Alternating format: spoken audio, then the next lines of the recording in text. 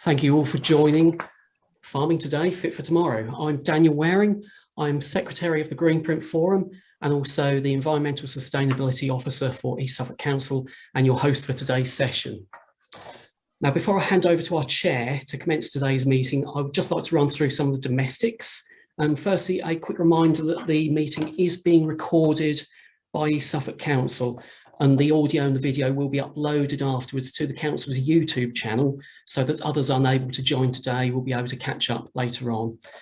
Now, if you do not want your image to be recorded, please ensure your camera is disabled or covered at all times. You may also find that disabling your camera is helpful if you have any connection issues. And if you don't want your voice to be recorded, please ensure that your microphone is kept on mute at all times as well. And do also keep your microphones on mute unless you're invited by the chair or the host to speak. We hope that there will be an opportunity for questions later on, but as we do anticipate that there may be more questions than we have time to field today, we will of course respond to all the questions that are submitted via the chat function as part of the follow-up event report, which will be circulated to you all afterwards. Just another point, if you're not already familiar with the Greenprint Forum, this is a voluntary network of people and organisations who are concerned with enabling positive environmental action, and our vision is as shown on screen. The Greenprint Forum is facilitated by East Suffolk Council through my time. Our network is free to join. It's open to all who wish to inform and benefit from our learning. So if you're not already a member, we'd very much welcome you. And I'll put in the chat a little while the link to our pages on the web. Now, our event today is being held as part of our focus on nature first during 2021. So it's an opportunity for you all to hear from our guest speakers who have kindly given their time today to tell us about their positive approaches that their organisations take both locally and regionally to grow quality, healthy food for our communities in ways that are sustainable, but also accommodate nature and recognise the value of biodiversity. And hopefully some of this will inspire others within the sector to adopt some of the sorts of approaches and practices we'll hear about. And of course, what we hear about today may trigger thoughts and questions. And whilst we don't claim to have the answers ourselves, what we're looking forward to is hearing about any ideas and enabling the sharing of knowledge and best practice.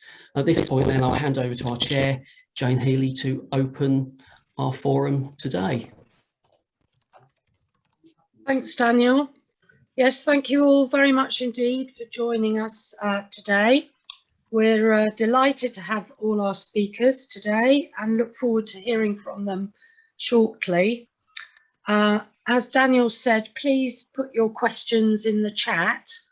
We hope to be able to cover them all in the discussion later, but if we don't have time, we hope to be able to come back to you with some sort of response from somebody afterwards.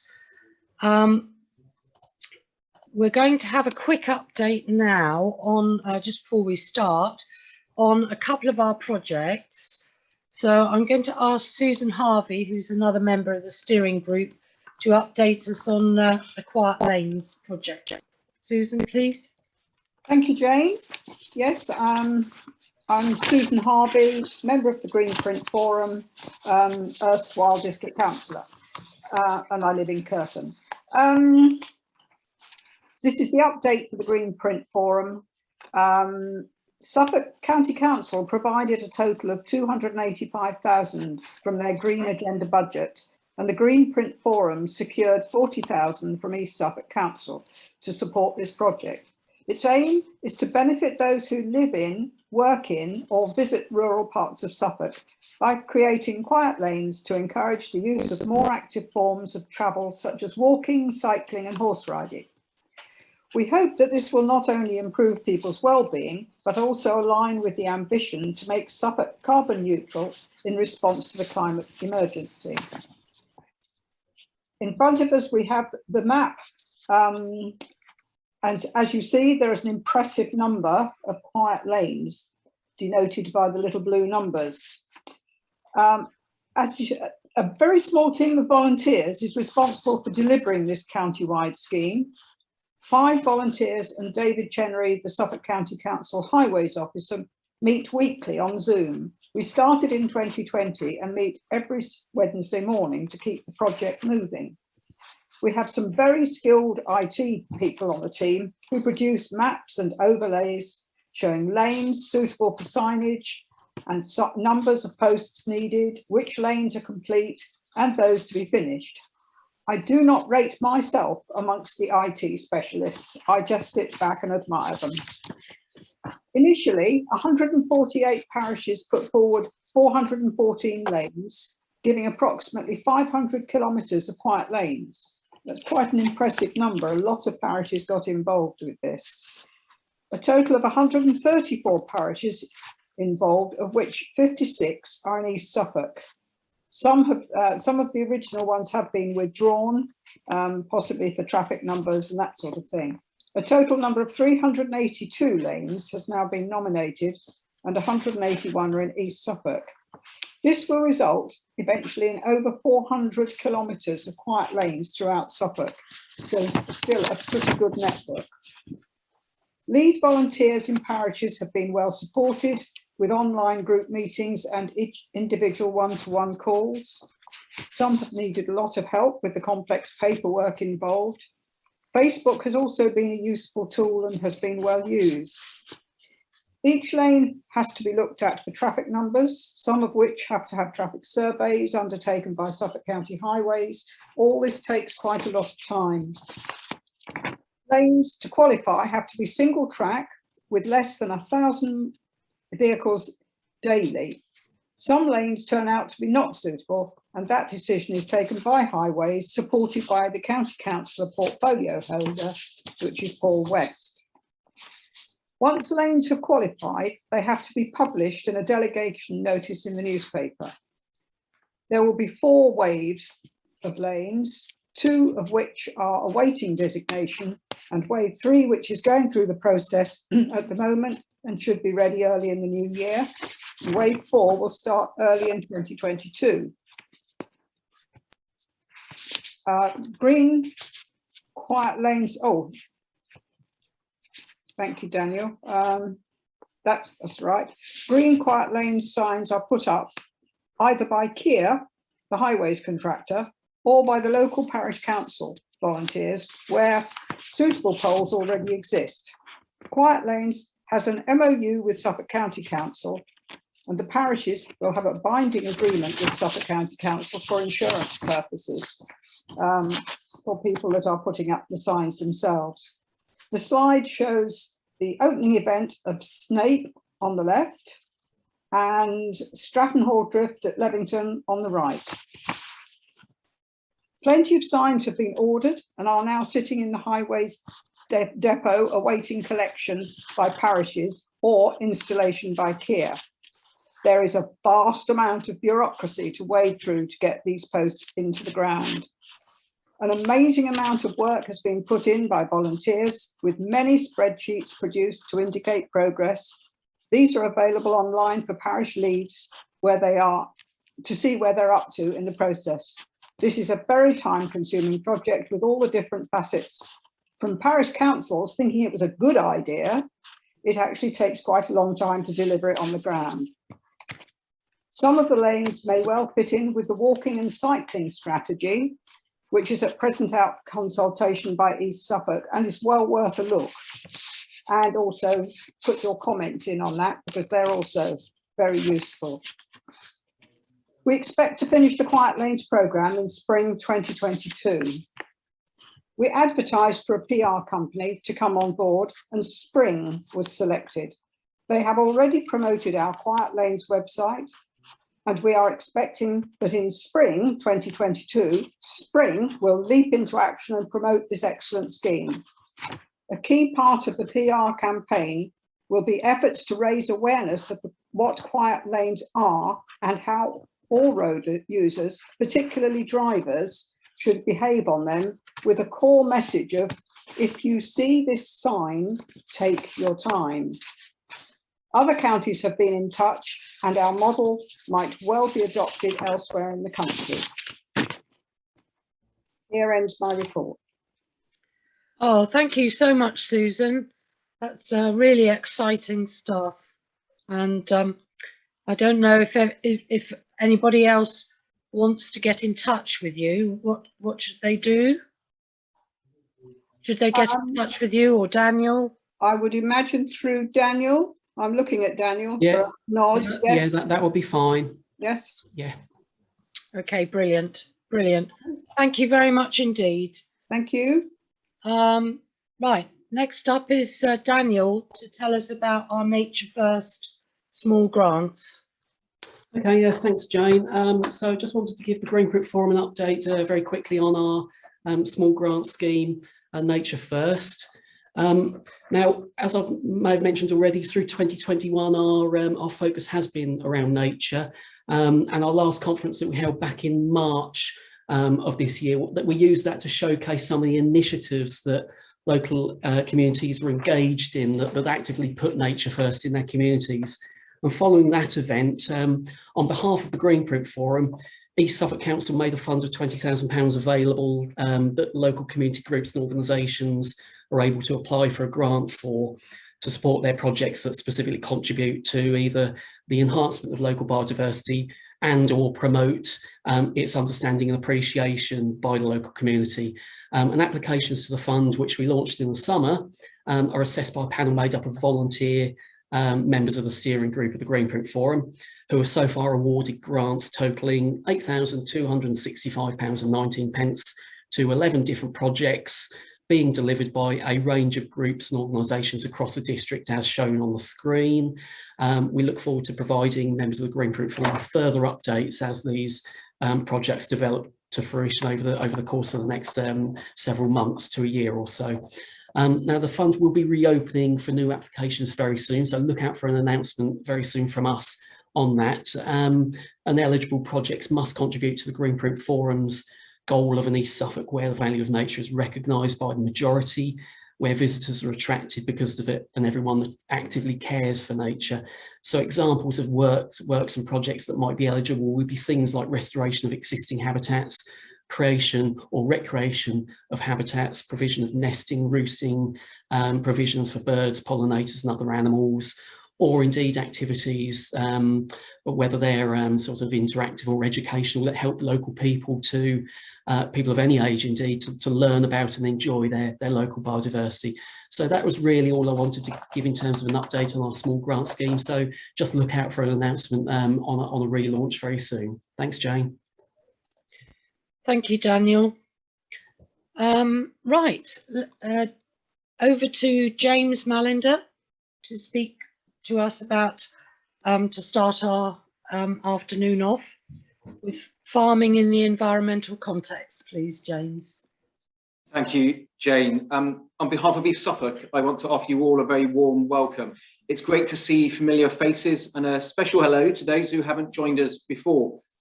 50% of England is owned by less than 1% of the population. A really interesting statistic. And this dramatic concentration of land ownership should be more of a concern to all of us, because it is here where nature needs our support most. We should not be pushing our wildlife into urban gardens and nature reserves, but we need a full debate on the priorities of such landowners. Majority of land is farmed, and as these farmers grow in size, they are fully run as a business, concerned often with just profit and yield. I certainly have no problem with profit, but it's becoming apparent profit is often the only measurement of success, and profit at what cost? The cost is to all of us. I would argue the food production system is broken, with supermarkets only focusing on costs. Clearly, for those struggling society, cost is important. I acknowledge that. However, when a chicken is less than a pint of beer or a pineapple costs less than £1, something is getting exploited, and it's either people or the environment. In society's quest for cheap food, we are all paying the price. A farming business needs to be sustainable, yet supermarkets demand cheaper prices. So in turn, there's more spraying. There's ploughing to the periphery of fields. Hedges and trees are removed, and the ditches and ponds have almost vanished. Partly we are to blame for this, for buying this cheap food and believing a picture of a tractor or a tree on a packet and everything is going to be okay.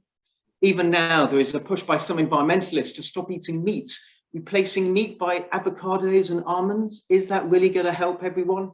Frankly, we need a carbon footprint calculated on everything we eat so we can understand how the product has been produced.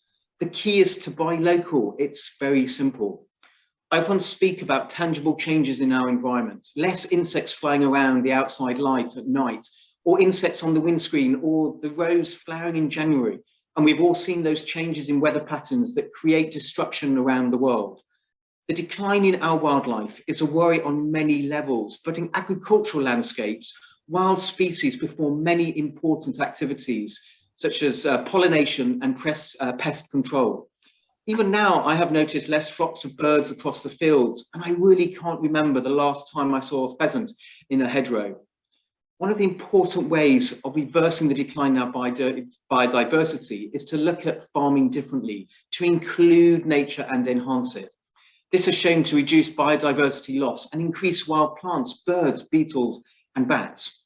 So I'm delighted today to see we have landowners and farmers who have made the right choices in how they run their businesses, and to understand that we should work with nature, not against it, and certainly not this obsession about removing it. Ultimately, as a society, we need to start valuing nature. And right now, ladies and gentlemen, nature needs a helping hand. Many people ask me what we can do in reaction to the climate emergency.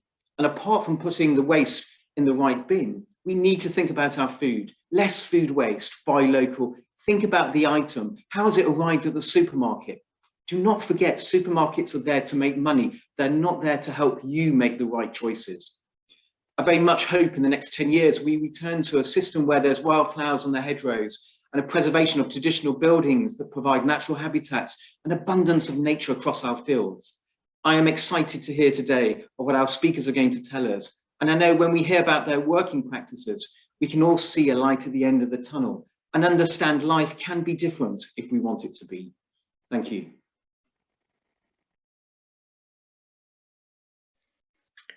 Thank you, James. Right, well, we're going to start then with our speakers. Is Rebecca here? Is Rebecca here yet? I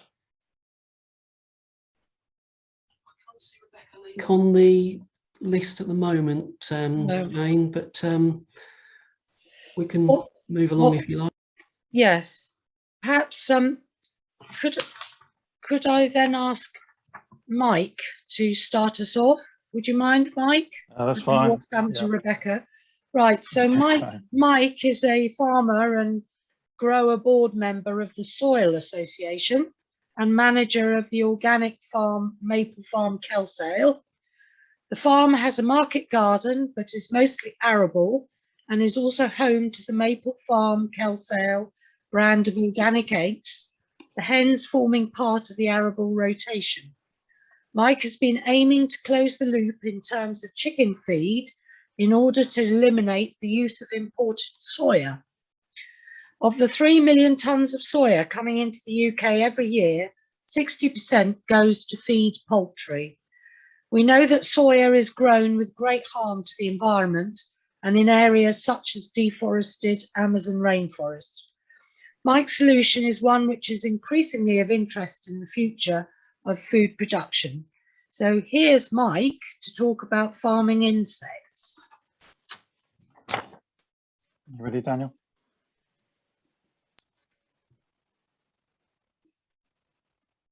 Well, good afternoon, everyone. My name is Mike Mallet. I'm the manager at Maple Farm Kelsale, which is located near Saxmundham. As Jane said, it's 350 acres. It's all organic, mostly arable, along with a 3,000 hen layer enterprise. We also have fruit and vegetables, a farm shop and a flour mill thrown in for good measure. Second slide, please. Now, I started at Maple Farm 9 years ago, and running a layer operation was totally new to me. My background is more fruit and veg. As I said in the introduction, the farm has a flour mill, and the layer operation had been started some time before my arrival as a way of utilising the middlings and bran from the flour mill, the mill waste, as feed. The farm produced its own feed using this waste, along with the grain and peas grown on the farm, and supplemented by bought-in protein feeds. We have a registered feed mill, and these days have both a roller and a hammer mill to get everything into the hen's liking. When I started, in my naivety, I thought it was normal for poultry producers to mill and mix their own feed, not realizing for some time that we were very much the exception to the norm, and most egg producers just bought in feed from a feed mill. Slide 3, please. One of the protein products I had to buy was organic soya expeller. Soya expeller that originated from China or India. This immediately made me ask, why are we bringing soya halfway around the world to feed British hens? How can this be sustainable, even for an organic farm? Why can't we feed hens on a UK sourced diet? And these questions I've been working on ever since. I'm sure most consumers don't realise that nearly all the poultry have imported soya in their diet, and even organic hens have organic soya as an integral part of their feed ration. In fact, we import over 3 million tonnes of soya into the UK each year. So why is the issue with soya such a difficult problem to overcome? Slide 4, please. Now, I must clarify that I'm looking at this from the perspective of organic egg production and not meat production. Modern egg layers have been bred over the last 100 years or so that we now have hens that will produce over 300 eggs a year. The hens weigh about 2 kilograms each and eat around 130 grams of feed per day. They are amongst the most productive livestock we have. Between the ages of 25 and 40 weeks, when a hen is in peak production, if she lays 6 eggs a week, she is converting around 20% of her own body weight into those eggs each week. That is an extraordinary amount of nutrients being taken out of the hen that needs replacing. The modern hen will start laying at about week 20 to 21 and lay in earnest. It is what they've been bred to do. They will lay eggs almost daily, even if the feed doesn't have a high enough protein level and other nutrition requirements to match that being lost through the egg production. The hen will eventually start to draw on her own body reserves, losing condition, which is really not fair on the hen. So to meet the needs of the hen, we normally require a layered diet in the region of 17.5 to 18% crude protein, with a methionine level of around 3 grams per kilogram. Now, next slide, please. In the UK, organic wheat grain usually makes up the bulk of this feed, typically between 30 and 50% of the total. The protein level of organic wheat ranges between 9 and 12%. So we need to add other ingredients much higher in protein and with different amino acids to raise the protein level up to that 18% required. Organic soya expeller, a typically 44% crude protein, makes this a relatively easy thing to do. One problem is that all the other protein crops we can grow in Europe have lower protein levels than soya. The best is sunflower seed cake at around 30% crude protein. Lupin seed has about 30% crude protein. Field beans and fava beans are typically around 26%, and peas are around 21% crude protein. Next slide, please.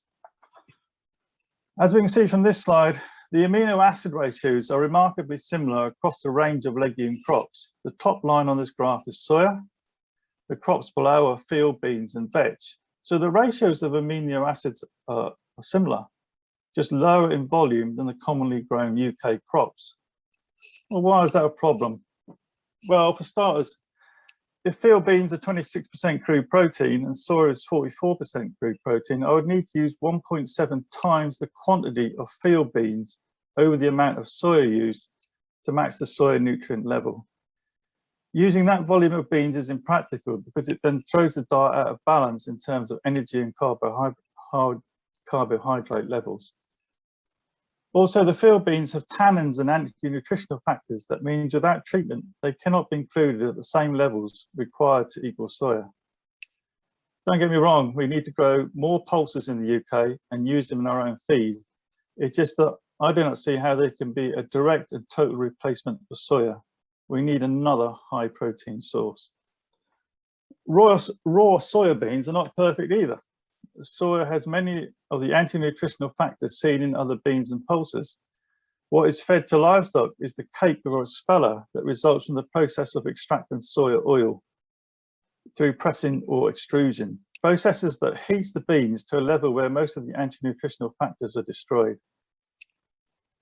So I thought, what did we use before soya? Soya has only been used as a principal protein source in animal feed since the 1970s. Next slide, please.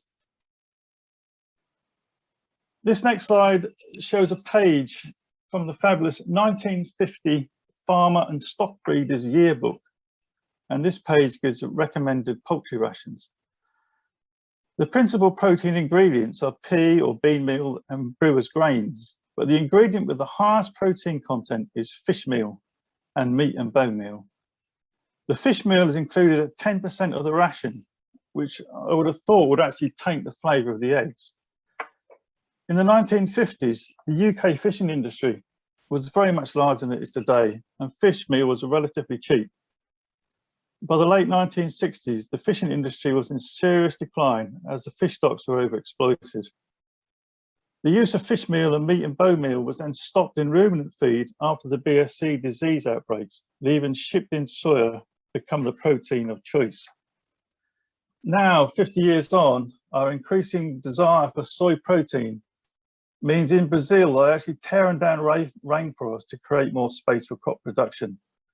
Weather patterns across vast areas of the earth will be seriously affected if we keep on this course, and it's all in the pursuit of cheap protein.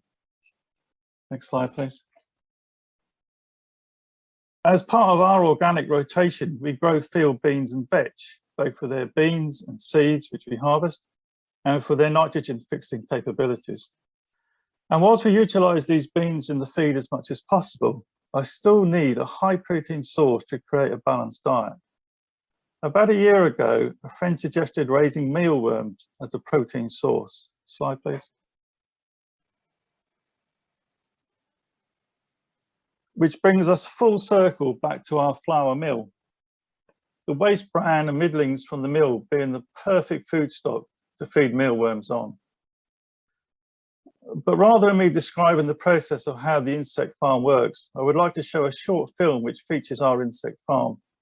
The film was commissioned by the Alba Food Festival as part of their Future of Farming series earlier this year. So if we can just play that, please.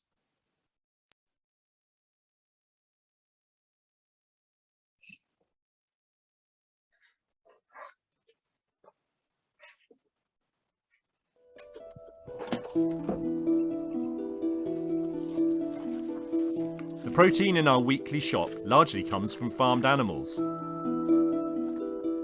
Cows, sheep, pigs and chickens. But getting our protein this way has hidden costs.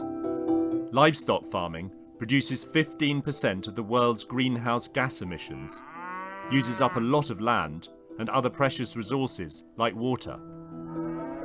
Growing more and more feed crops like soya to satisfy our rising demand for meat is already causing deforestation and damaging our soils, wildlife and climate too. With an estimated 2 billion extra mouths to feed over the next 30 years, our traditional protein sources won't be able to keep up with demand, and neither will the planet.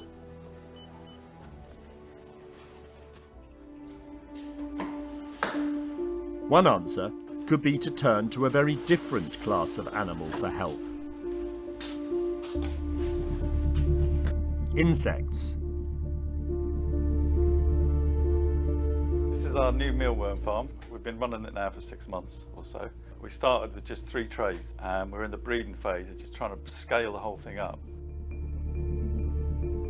Mealworms are the larval stage of the darkling beetle. These ones will become a high protein source of food for the organic hens on this farm near Saxmundham. I came here 9 years ago and I was new to poultry, and one of the things that struck me straight away was the fact that in order to feed our hens, I was really surprised to find we had to use Chinese soya, and I thought that can't be right. That can't be right that we have to import all the way from China soya to feed chickens. And so it's about making the farmer more sustainable and actually producing a high protein source here in the UK. Insects are between 12 and 25 times more efficient than farm animals at converting their food into protein, and produce far fewer greenhouse gases. They also take up a lot less land than beef, for example. It's just about having warehouse space to actually rack these trays up, and you can go as big as you want. You can have thousands and thousands of trays on the go. I haven't found a better system than using a tray at the moment, but I'm sure somebody will, and it'll be industrialised. And mealworms are great because they feed on waste. They feed on farm waste. Their own waste is called frass and makes a very good fertiliser. For every kilo of mealworms you produce 2 kilos of frass. So all the vegetable area here can be just powered by mealworm frass. So there's no waste. Farming insects at scale is still in its infancy, but hundreds of millions of pounds is being invested around the world.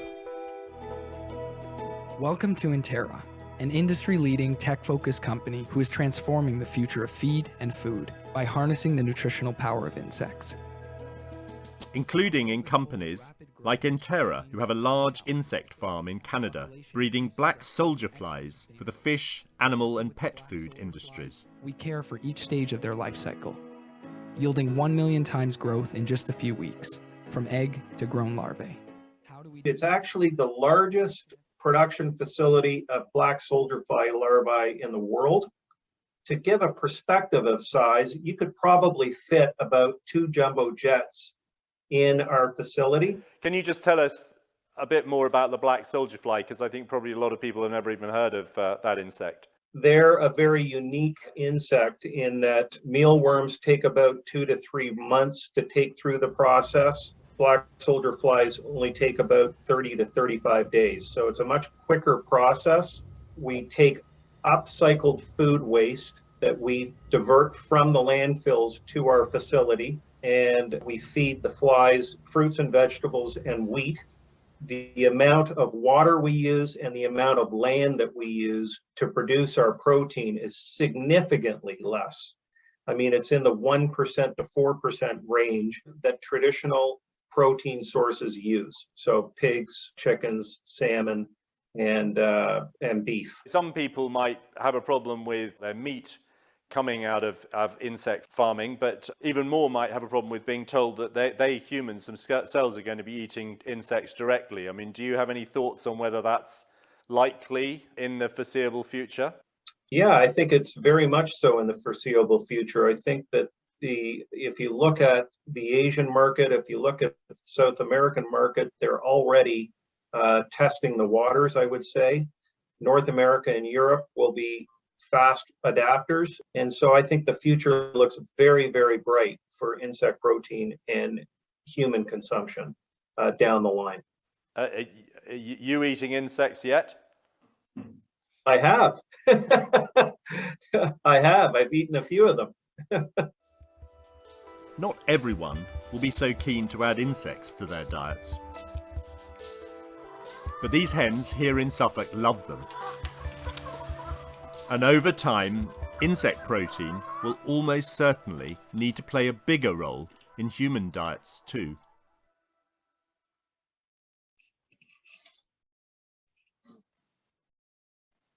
Yeah, thank you, Daniel. If I go to my next slide, please. So the film featured both mealworm and black soldier fly production. Both have their strengths and weaknesses, and I think in the end, the black soldier fly production will be the route to bulk insect meal production. Mealworms are lower yielding, but easier to keep, and we have the perfect feedstock on site. Next slide, please. So the situation, next slide, please. So the situation now is that I'm working on 4 components that will allow us to be fully soya-free. The first component will be using a hen that best suits the system.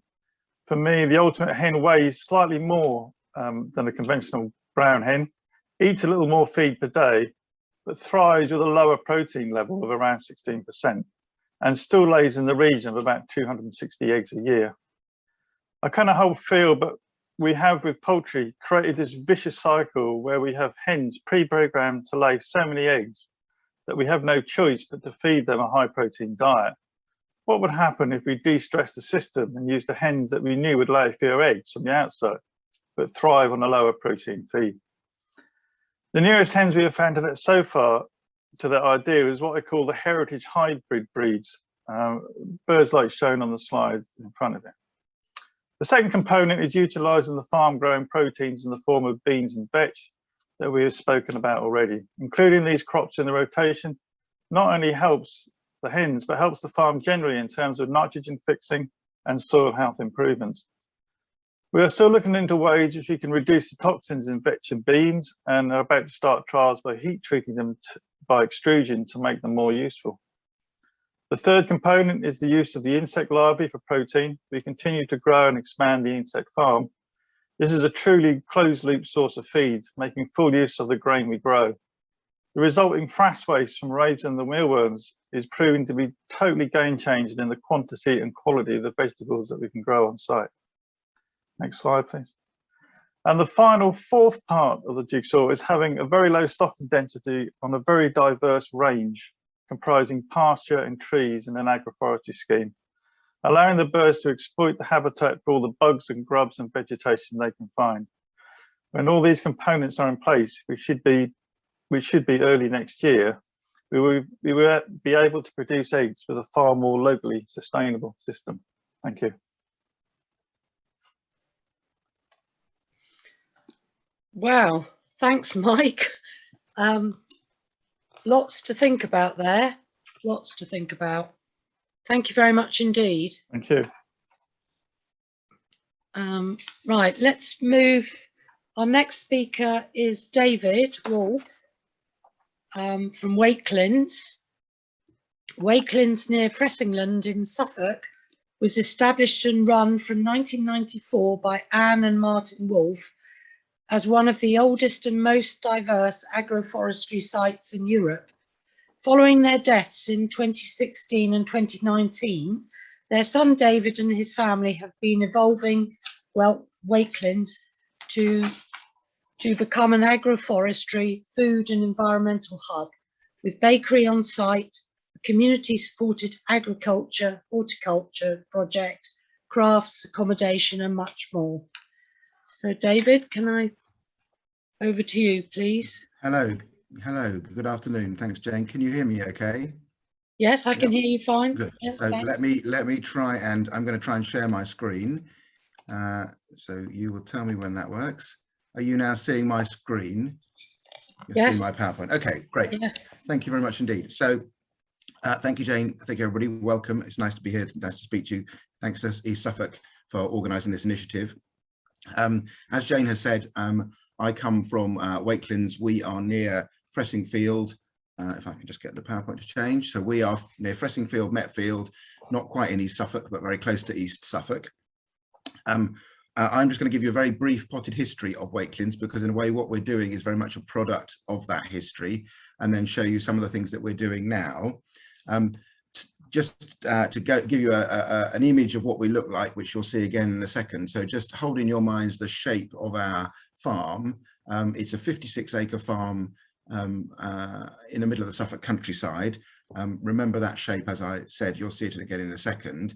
If you just look at the map there, you see the way it's divided up into sections, but actually you'll see those are the traditional field boundaries, but actually you'll see that it now operates in quite a different way. This is what one of those fields looked like in 1992 when my parents bought the farm. That was the wheat crop that was growing in one of the two big fields at the time they bought it. And as you'll see when I finish my presentation, that is still what characterizes the fields all around us. This is 1994 or thereabouts. My father Martin and a colleague planting, the beginning of the planting of the agroforestry. So literally that is the same wheat field. In 1994, you see the stubble. This would have been around winter time, obviously planting and literally planting whips into the field. You'll see in a second the way that's laid out, or was laid out at that point. But that's the beginning of the process, and that's what, as Jane has said, that's what the beginnings of what makes Wakelands one of the oldest agroforestry sites in Europe, and you'll see in a moment why it's said to be one of the most diverse. So the planting is coming on now for 30 years old. So this is a few years later. I think this is around 1998, 2000. The trees are now beginning to mature, and what you're now seeing is the way the trees are in rows running north-south. This is the oldest area of planting. So in this particular field, the trees are planted in double rows, but we have other configurations as well. Then this is much more recently. This is a couple of years ago. I've deliberately shown you a picture taken in the winter so you can see through the tree lines. So you can see the way it works. You've got north-south lines of trees, and in between them alleys in which crops are grown. This is the oldest planting, so these are the narrowest alleys. These are notionally 12-metre wide separation tree lines. I think people like Mike, who has also more recently planted agroforestry, and George, who I think you're going to hear from, planted agroforestry, planting much more modern systems. They've learnt the lesson, learnt the experience of Wakelands, and they're planting much wider alleys. The 12-metre wide alley, which gives you a notional 9-metre planting, is too narrow for various reasons. Partly it's a little bit hard to work, partly we get a bit too much shade, but that's been part of the Wakelands experience. So that's then an aerial photo that was taken 18 months or so ago, and you see the shape of Wakelands. You'll remember that partly from the map I showed you, and you'll also see the way Wakelands now sits as something of an oasis in the Suffolk countryside. The fields around it, the field in the foreground there, in fact the field that runs really 3 sides around there is effectively one field. There's not a single hedge in there. That used to have 9 hedges. It used to be 9 different fields. It's now a single field, and in most years it's 2 crops. The farmer there plants 1 crop in this section and 1 crop in that section. So a very contrasting experience. What you see then of Wakelands is this is the area I showed you the planting. So this is the oldest planting. This is slightly more recent, and this is recent too.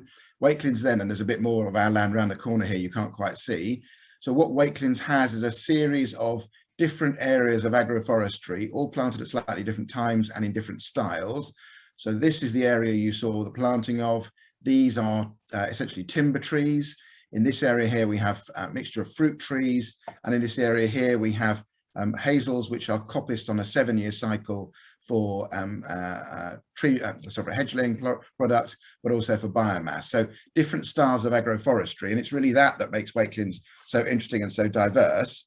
And it's that which draws a lot of visitors, including farmers like Mike and George, who come, get inspired and go away and do their own versions of it. And what's interesting is that each of the farmers who've come from East Anglia, and indeed from all over the UK and the world, all go away and do their slightly different versions of it. Some come away and plant timber for a long-term timber crop. Some come away and plant fruit trees for a relatively shorter fruit or whatever crop. So Wakelands has provided a sort of template, an example of different ways of doing it, and a space for which people can learn lessons.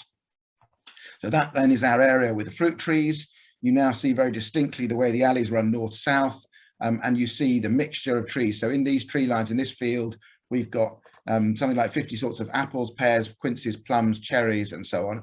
Incredibly diverse range of food products coming from the tree line. So the important thing to stress is that this isn't losing a wheat field. Obviously, it's reducing the area that you might have as wheat or whatever it might be, but it's adding into it, it's inserting into it a whole range of other crops. And those other crops are not just producing, whether it's apples or pears or plums or whatever, they are also sequestering carbon, because these are all vigorously growing trees. We get a huge amount of tree growth from them. They're providing a habitat, a biodiversity habitat. They're providing a windbreak to reduce the spread of pathogens and reduce soil erosion. They're holding moisture in, whole range of beneficial activities and processes coming from those tree lines. So that this isn't, people say, well, what's the crop that you're getting from that? Well, it's a whole range of crops. This is not just anymore a wheat field or a bean field. It's a multiple field with many activities. The other thing you can see in this photograph here is that in the alleys between the trees, we run an organic rotation. So at any one point in the year, some of the alleys will be in a crop, and I'll show you a bit of that in a moment, but many of them will be in a fertility building lay.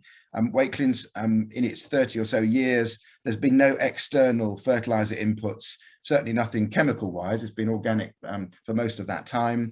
And indeed, all our fertility is locally grown. It's grown through a clover mixture, actually grown within the alleys in strips like this.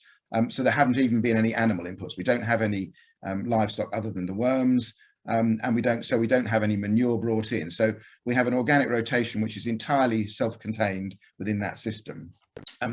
What we are now doing, Jane talked about us evolving things. What we're now doing is we're evolving, we're keeping the organic agroforestry. That's what you've seen. That's the core activity at Wakelins.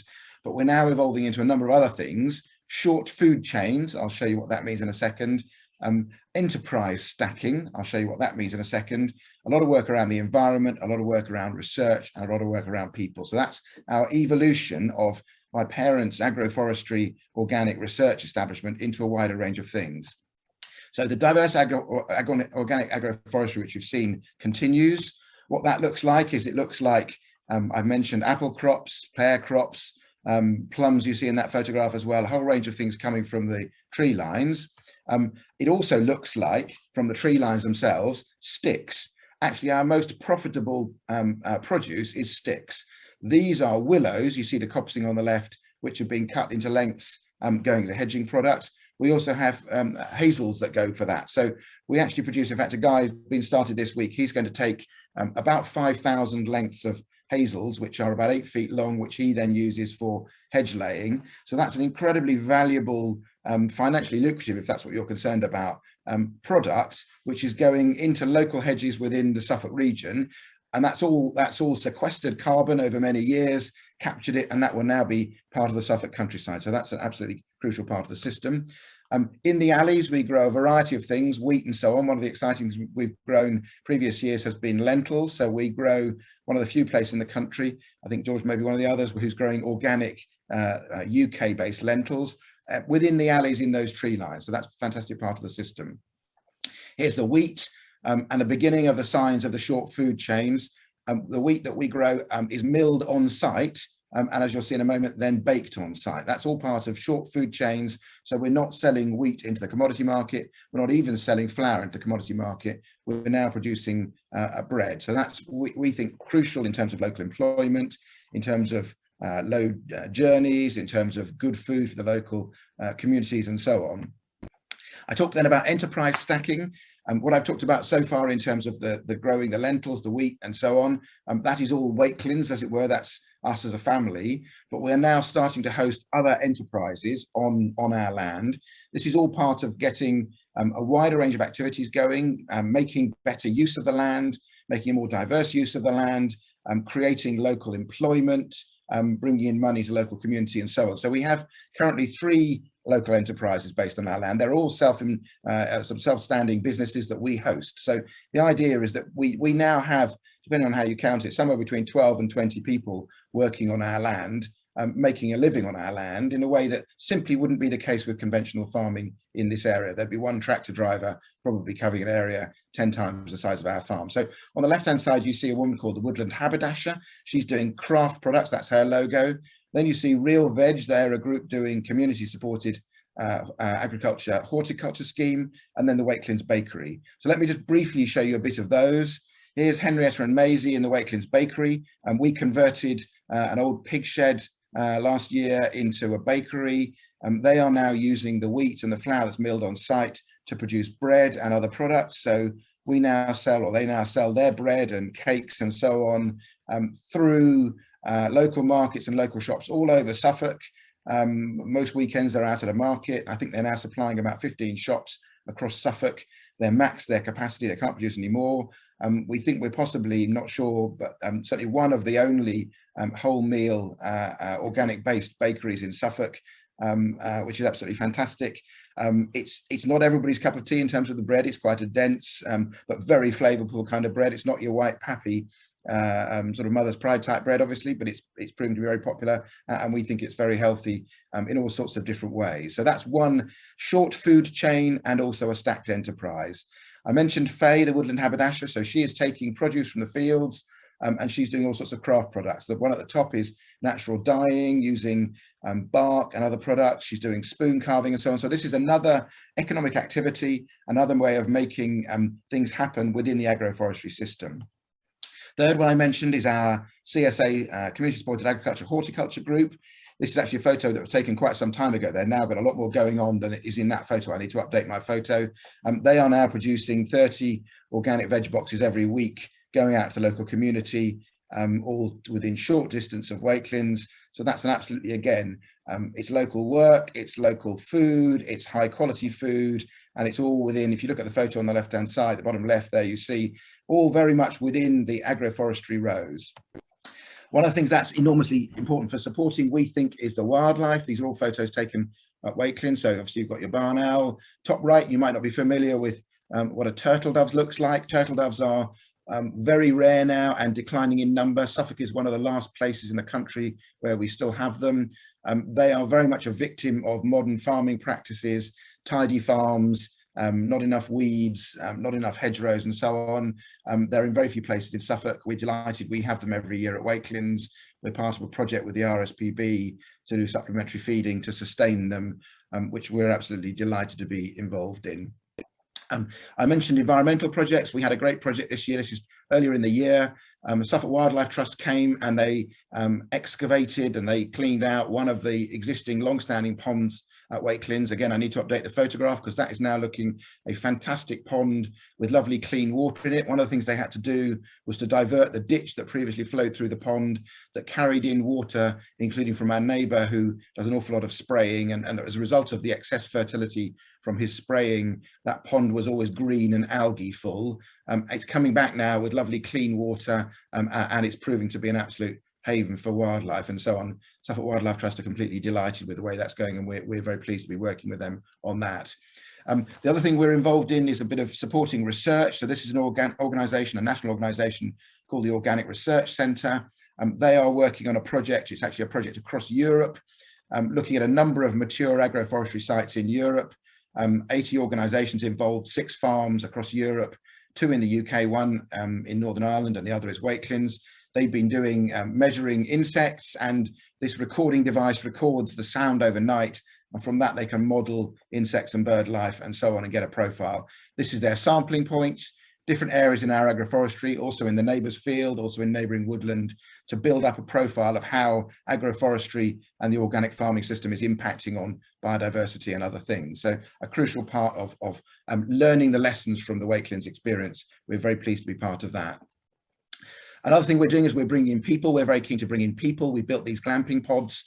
We just got planning permission for them last week, which is absolutely fantastic.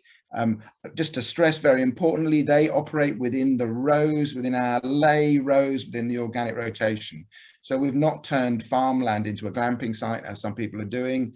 Not that that's a bad thing to do. This is completely without compromise to our farming. They are only ever in the alleys, which are in their organic lay cycle. So they don't impact on the farming process at all, but they bring in people, they bring in money, they bring in opportunities for people to come and stay and enjoy themselves. We're very proud of that as part of the overall system. In effect, we have people in our organic rotation now. We're also very pleased always to celebrate and talk about what we're doing. The top right-hand photo there is a picture from the Land Workers Alliance calendar, who featured Wakelands in the calendar last year. The top left there, you see a German farming magazine, a biodynamic farming magazine, and you'll recognize that photo. So we're very pleased to be sort of on the landscape internationally as an example of what can be done, and people coming here to learn the lessons. James Wong, you may know at the bottom there from Gardener's Question Time and so on. He did a program on BBC World TV last year, not broadcast in the UK, but you can see it on the internet, broadcast across the world with a 40 million viewers that had a several-minute feature about Wakelands. We were very delighted about that. We think the kind of thing that Mike was involved in television and so on, the kind of thing that we're doing is absolutely fundamental. It's not just about doing it, it's about spreading the word. People need to know what's going on locally and internationally. We're very delighted about that. We were part of earlier this year, an Agroforestry Open weekend. You'll see there the top left-hand picture, that's Mike's Agroforestry at Maple Farm.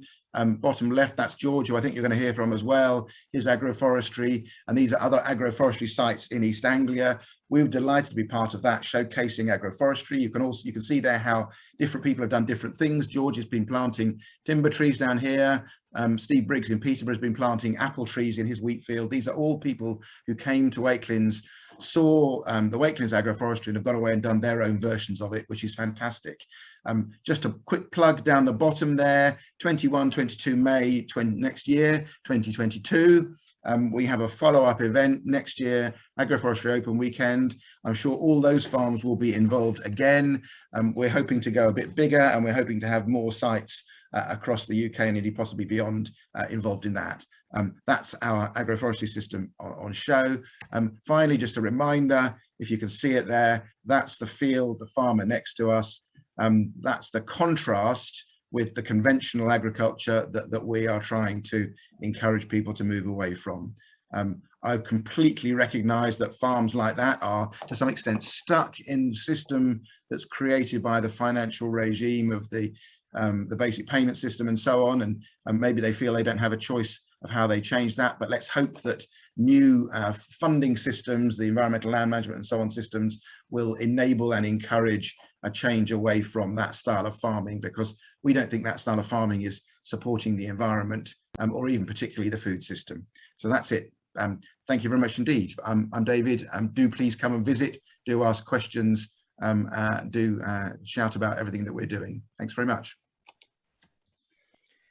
Well, that's lovely, David. Thank you very much indeed. Yes, fantastic. Let's have a look. So next person who's going to speak to us is George Young. He's an agroecological farmer striving to integrate nature into every facet of the farm whilst producing nutrient-dense food products. So George, would you like to come in, please? Yep, just get the old screen shared. Is that showing all okay? Cool, lovely. Yes, that's fine. Cool. Right, well, thank you very much for having me. Yeah, so my name is George Young, otherwise known as Farming George on all these social medias. So do check me out on Instagram and Twitter, and I write a blog every month as well. So basically all of my dirty laundry in farming is aired on the internet every single month. So yeah, so as a little bit of context, as a farmer, I've been back on the farm for 9 years now, almost. And when I came back to the farm, we're 1,200 acres, so we're a decent sized farm. When I came back, we were very traditional at the time, or conventional, whatever you want to call it. So we had, we were growing 3 crops, wheat, rape and peas. We were entirely arable. We did have a few store cattle, so animals that we just grow, that were not integrated into our farming system at all. They were essentially my father's hobby. And you don't really want hobbies in farming when you're not making much money in farming anyway.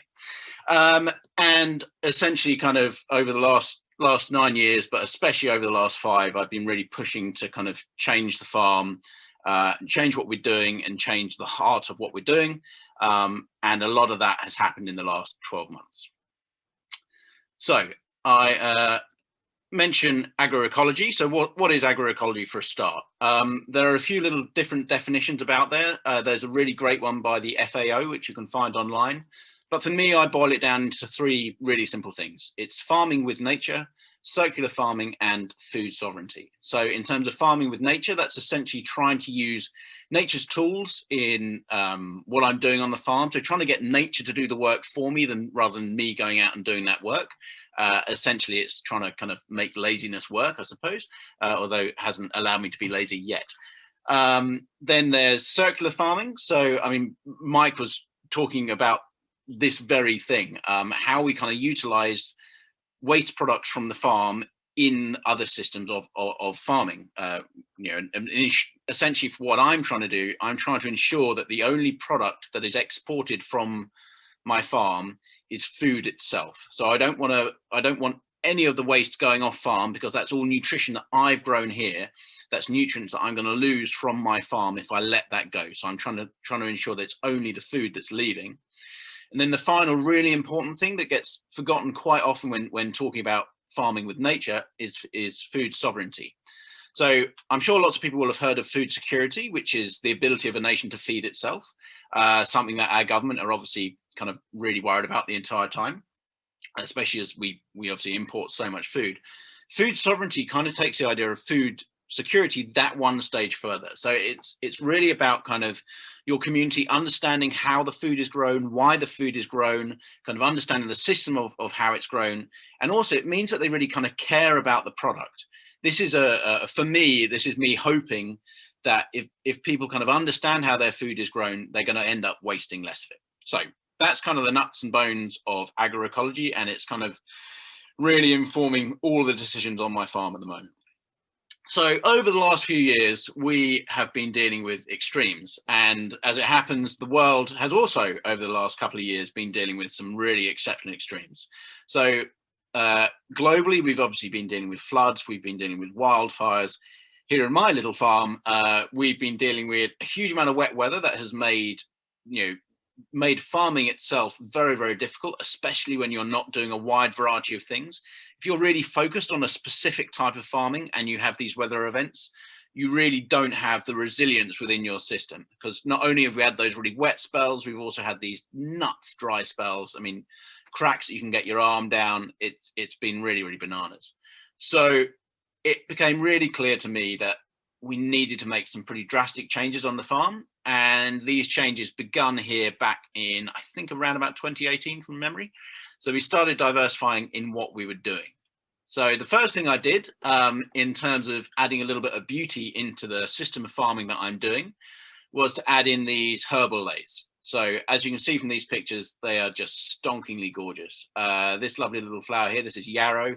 Sometimes you get these pinky purple ones rather than white ones, which are nice. But you can see the mass amount of diversity that you end up with in these herbal lays. We get loads of wildlife. Apparently this is a really common butterfly, but if it's pretty, I'm going to take a picture of it. So you end up with these lays that are really, really diverse. I mean, I'm actually pleased. The one that I planted this year has actually got 30 different species of plants in it. They're called herbal lays. I quite often refer to them as grass, which is entirely inaccurate. They're not just grass by any stretch. But the idea of a herbal lay is the fact that you've got your diversity in there. So you've got loads and loads of different flowers, but you've got some really deep rooting plants. You've got some shallow rooting plants, some middling rooting plants. And all those plants end up talking to each other and cycling nutrients throughout that entire soil profile. So you end up restructuring your soil and really getting some fantastic nutrients cycling within your soil as well. Now, the three components of these herbal lays are grasses. So we've got lots of types of perennial grasses, as in ones that are going to keep going year on year. They don't just kind of reproduce and die. We also have lots of legumes in there. So these are things like clovers, which I'm sure everyone has heard of, but also something like lucerne, and some bird's-foot trefoil, which has some gorgeous flowers on it, and some sainfoin. And then we have a load of herbs as well. So that's things like chicory, plantain, burnet, the yarrow in the middle. There's some sheep's parsley in there. I've got fennel in the one that I'm growing this year as well. So this massive variety, and they really hum with life. It's absolutely amazing. But the thing is, for me, I can't see the point of growing something like this, which brings in a certain amount of ecology, but not a full amount of ecology, because essentially I'm wasting that if that's just standing there on the ground, fertilizing my ground. So last year I chose to actually bring in my first animals on the farm. So I bought a herd of red pole cows. Red poles are native to the southeast and they're a heritage breed, and they are also dual purpose. So these are an animal that is excellent for meat and also excellent for milk production. They won't produce the amount of milk that you get from the black and white cows you see, but they do end up producing a very, very high quality milk. They also happen to be quite friendly, or mine are, and they're a lovely thing to have about. And they've really kind of actually changed the heart and soul of my farm as well. And I think that's almost the thing that I've been most surprised about by bringing these animals on. But the exciting thing is the exceptional increase in ecology that starts appearing when you bring these animals onto your farm. If you have a stockless farm, you just do not have the level of ecology present there in the biodiversity. So my herd has grown a lot. I bought 11 in-calf heifers last year, and I've bought quite a few more, and I've had some calves. So we're actually up to 43 now. I've got a bull as well, and I'm hoping maybe to get another 5, but then that's my herd closed, so I won't be importing any more animals. This in the middle is a certain type of dung beetle. Annoyingly, I only had a video of it moving around, so he was asleep here because when you start getting cows, you end up digging about in poo a lot, finding dung beetles. Now I'm able to have these dung beetles on my farm because of that herbal ley. So that herbal ley with all of that variety of plants in it means that it keeps my animals really, really healthy, which means I don't have to use synthetic wormers on the animals or anything like that. They stay naturally worm free, which means that their dung doesn't have any contaminants in it. There is no pollution or chemicals in them. And that means that the dung beetles are really able to thrive on my farm. And I'm waiting on the results from the Essex Wildlife Trust studies, but we've got well over 10 varieties of dung beetle on the farm already. And that's only in the space of a year, which is really exciting. I think there are 60 something varieties or breeds of dung beetle in the UK. So hopefully I'm trying to get up even higher. But yeah, they're obviously super beautiful animals. And as I said earlier, it really changes the heart and soul of the farm. Now, one of the things I like to do is take a little bit of time on my farm and really kind of use observational skills to see what's working on the farm, what isn't working on the farm, and see what's happening with nature, and really trying to use that to inform what I do on the farm. So this was a couple of years back now, and I took these pictures, and it was harvest time.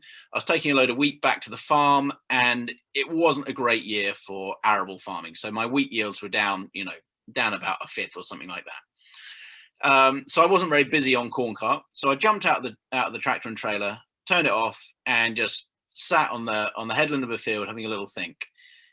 And I saw these hedgerows were just absolutely busting with fruit. There was so much fruit in these hedgerows, even though my arable yields were down. So it just got me thinking at that point. I mean, I'd already been considering agroforestry, but it really got me thinking.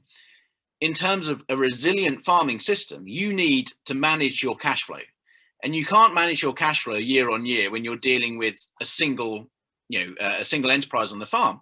But if you get a lower arable yield but high yield on trees, then you're obviously going to be managing your cash flow much better. So this really instilled in me it was the final thing I needed to really push me to go for agroforestry, and I've gone for a really diverse system. It's a little bit more linearly planted than Wakelands, and as David was mentioning, kind of there were certainly some lessons I got from visiting Wakelands. I visited Wakelands quite late in the day. I'd also visited Mike, so there's lots of knowledge sharing going on in the farming sphere.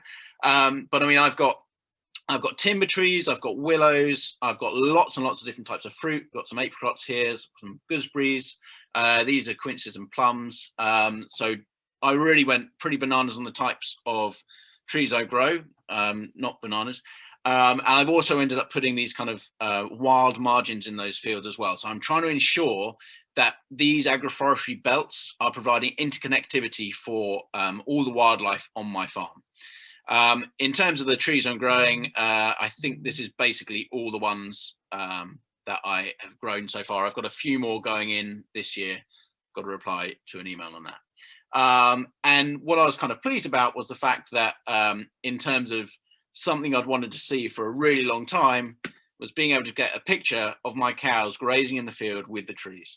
The trees are nowhere near big enough to have the cows underneath them yet. So I've got electric fencing just keeping them away from those trees. But in sort of hopefully 7 years, but certainly 10 years time, I'm hoping to be able to then open it up at certain times of the year when the trees aren't in fruit, so that the cows can go in, they can browse some of the leaves on the trees and things like that.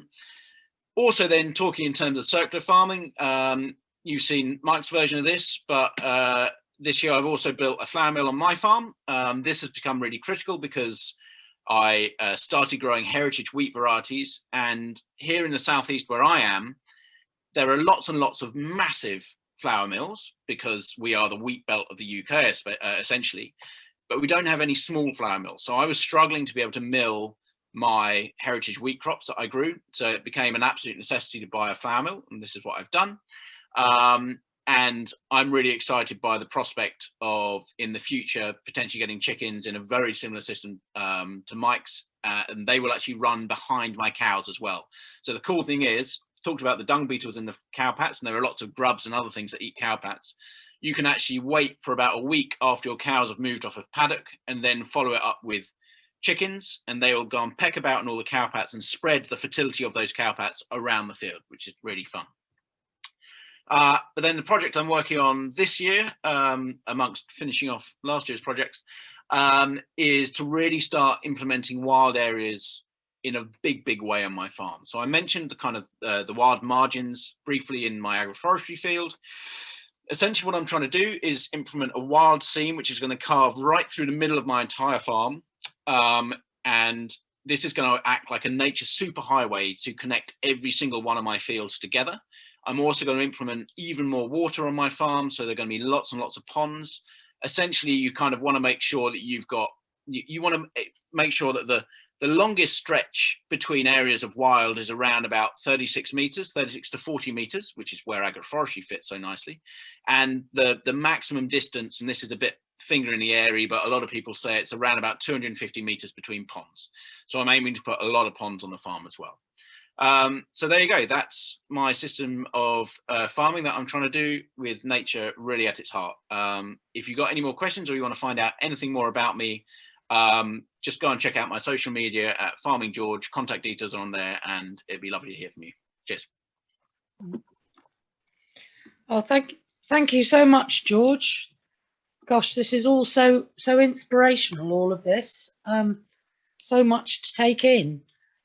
We're going to hear now from Lucy and Ryan, who are at Oak Tree Community Farm in Rushmere St Andrews, which was set up 10 years ago as the first community supported agriculture scheme in Suffolk and one of the first in the UK. Although its original founder and visionary, Joanne, moved away 4 years ago, it has continued to thrive on her small-scale, sustainable farming principles and now has over 60 member households receiving a weekly veg box, most of whom also help out on the farm. So we're joined today by full-time paid grower Ryan and volunteer director Lucy. So over to you two, please.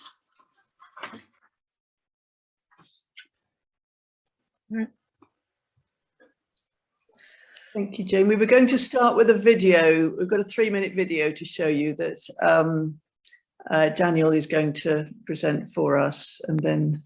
Oh, lovely, lovely. Yeah. Of all human activities, farming has the biggest impact on both climate change and biodiversity. Most industrial farms work unsustainably and are slowly ruining the soil that supports all land-based life on this planet. But just outside Ipswich, there is a farm with a difference.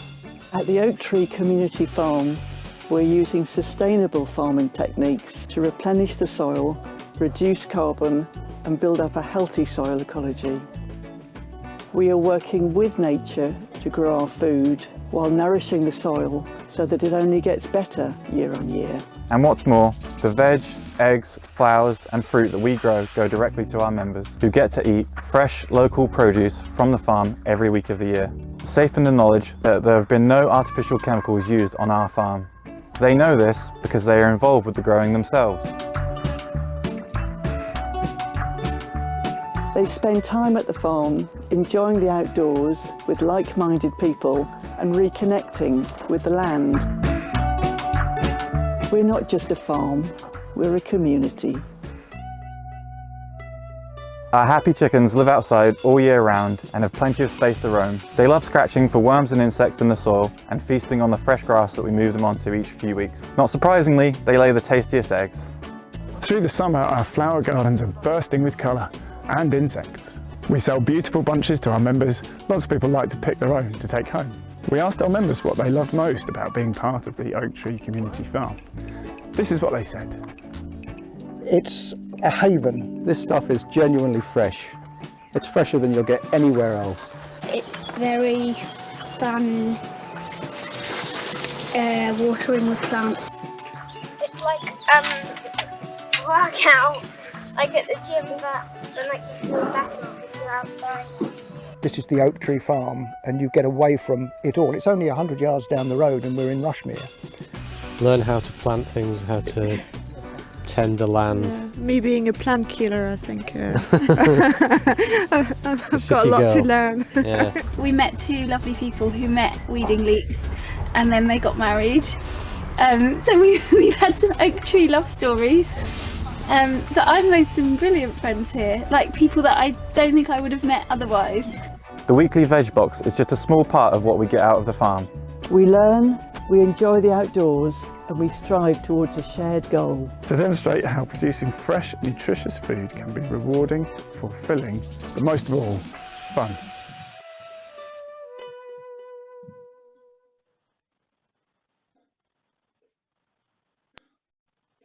Thank you. Well, I hope that video has given you a flavour of the oak tree and how we operate. So the community supported agriculture approach on which the farm is based has worked really well for us. It's essentially a shared enterprise between grower and consumer. There are now over 150 community supported agriculture farms across the UK, including some others in Suffolk, with many more starting up, but each really operate on a slightly different model to suit their individual circumstances. The oak tree is unusual in the amount of hands-on involvement by its members. We have only one paid member of staff, that's Ryan, who you'll be hearing from in a moment, but over 90% of our member households have chosen to contribute between 2 and 8 hours a month working at the farm, in addition to paying a monthly membership fee. And it's really only this amount of member involvement that makes the farm viable. But it's also what has created the community spirit that you saw in the video. Most of our members initially join us to get a local veg box, but they very quickly appreciate the sense of well-being and enjoyment of working outside alongside others, helping to grow some of their own food in an environmentally sustainable and mutually supportive way. And we've also tapped into their many skills, such as in woodworking and DIY, graphic design, social media, finance and admin, to help us in those areas. So it's very much a community sort of collaborative setup. We hope to increase our membership from about 60 to perhaps 80 to 100 households over the next few years. And you might think that living on the edge of Ipswich with over 100,000 people living within about 5 miles, that would be easy, but it has proven surprisingly difficult to engage more than a few of them. So please spread the word.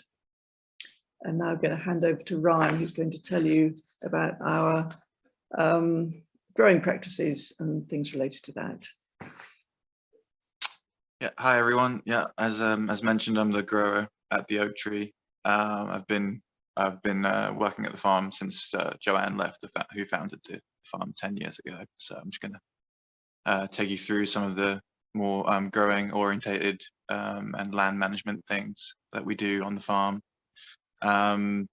So when Joanne took over the field 10 years ago, it was, as has been mentioned, typical arable field, very low in the amount of crops grown on it, very heavily chemical usage, as well as, heavy mechanization.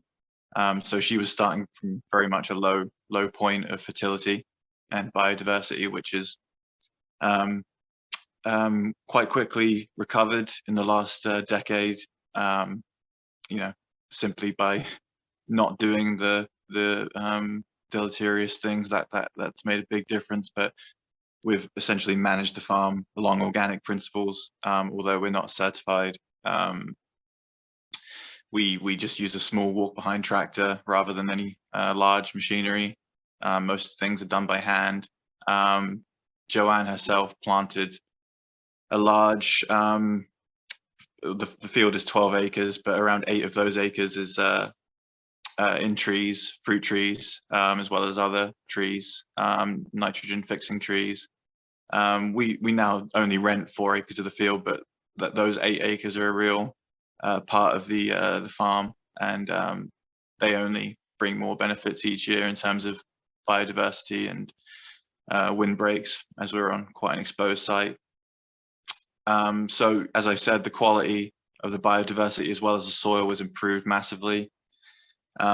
We have a large range of wildlife on the field now. We've got nesting barn owls who breed on site each year. We have badgers, stoats, and a large variety of birds that and each year that only improves as the field gets richer and more established. So it's been a story of success over the last 10 years, but we want to push that further, both in terms of increasing our community, as Lucy mentioned, but also improving the richness of the site in terms of soil and biodiversity, as well as just improving our productivity so that we can provide more high nutrient food to the local community. So to do this, we are starting to implement a few sort of key changes or improvements to the way we farm that we hope to achieve this. We're starting to transition towards using the no-dig method, which you might have seen is popularized by Charles Dowding, who's getting quite popular, and his method's more widely known, but essentially it involves minimal soil disturbance and use of a lot of organic matter. So you can see on that map there that we're sort of converting about it's about 1/3 of an acre of our 4-acre site into no dig, and we might hopefully expand that in the next sort of 3 to 5 years. We have quite sandy soil, so you know we need to improve fertility, and that could be quite a challenge by using a tractor of any type, because you tend to erode any organic matter that you might build up. We're increasing the use of green manures. As George mentioned, you know, herbal lays, basically complex mixes of plants that are essentially used to build fertility. And we already use those to some extent, but we really want to increase our use of those and increase the sort of amount of species in them, which of course has a direct impact on the biodiversity in the soil, which then feeds right up the ecosystem and the food chains. We want to produce as much compost as we can on site, using availables that using materials that are dropped off to us, such as wood chip and leaves, as well as using materials that we generate on site. We're hoping to upgrade we've started to upgrade our infrastructure. The biggest step that we've taken is erecting a new polytunnel, which is a lot larger than our current small polytunnels. I think you can just about see our small 3 polytunnels in the satellite image in the middle of the site, and the new polytunnel in the blue square is the basic footprint of the new one, and we've built that this year, so that's going to be operational next year. So that's going to have a big impact on the amount of food that we can produce year round. We actively encourage biodiversity on the site. We have dug a pond this year. I think you can just about see in the bottom right hand quadrant of the field, there's a wildflower meadow and pond area. So the wildflower is established. It's been there for about 3 years now, and the pond is new for this year. So that area, which is relatively small but large in context to the field, is sort of becoming a wildlife sort of corner. And we're also basing a lot of our educational projects, having school children and others on site. That's kind of becoming a hub for that. We've also planted a large hedgerow through the middle of the field, so that's the middle yellow line on the map. That was planted about 2 years ago now, so it's establishing quite quickly. And we've also the yellow line to the right of that, that's mainly planted. There are some sections that need filling, but there's also apple trees integrated within that one, and there's a couple of orchards on the site as well. So we took inspiration from Wakelands really in terms of making our site more sheltered and a better habitat for wildlife. So it's a relatively exposed site. So we want to create little sort of 30-meter wide blocks that are much more sheltered from the elements. And this satellite image is quite out of date, really. Those that large bare patch, which is the 8 acres that I mentioned, is actually full of trees, full of apple trees and Italian alders. So within 5 to 10 years, the site should really be again, like Wakelands, a bit of an oasis. It should be very established trees, and then the growing areas for the farm would be sort of two alleys of sheltered vegetable production. So those are the main steps that we're taking to basically build the farm to a bit of a higher level in terms of productivity and richness in biodiversity. So the reason that we've chosen those methods and management practices is in light of the growing recognition of the fact that the core of sustainable agriculture is having soils that are alive, and the fact that soils are so alive with unfortunately invisible microbiology. I think if they were visible, we'd all have been aware of them and taken much better care of them. But things like fungi and bacteria and other living components of the soil, which essentially responsible for fertility and are responsible for the fact that we can grow food at all in the first place. So we're taking literally a ground up approach of fostering those that relationship and hoping that will take care of us in the long run by things like the no dig garden, which have minimal soil disturbance, and minimizing soil disturbance is one of the best things that you can do to make that increase that path to fertility. So that relationship is really the one that we want to foster, and obviously humans are at the very top of that, if you want to look at it that way, or we're just one part of it, and it sort of surrounds us. So of course we eat food because it should nourish us, it should make us healthy.